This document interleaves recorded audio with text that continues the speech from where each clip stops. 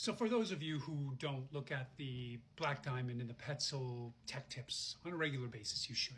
This is a great one about building an Abalakov anchor, or more commonly known as a V-thread anchor.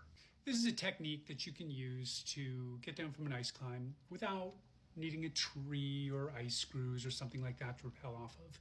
You're going to actually build this V-thread in the ice. The idea is that you have a 21 centimeter screw, you can see on the left.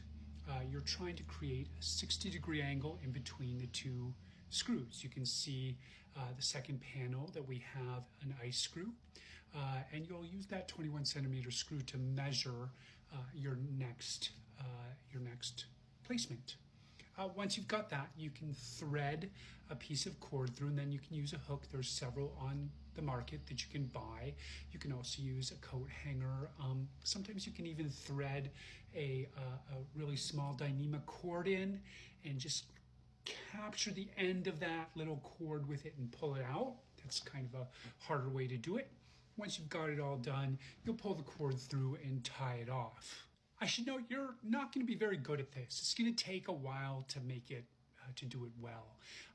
And when I say a while, you're probably going to need 20 or 30 times before you're getting it on the first time. More commonly, as you start to learn this, you're going to do it maybe 2 or 3 times before you are able to do it adequately. So here you can see how you can back up the system to ensure that that your anchor is good. And so one consideration here in this particular drawing, they don't have a rappel ring. I would always use a rappel ring of some sort, or leave a carabiner if I'm rappelling on ice, because if things get wet, it's really hard to pull the rope.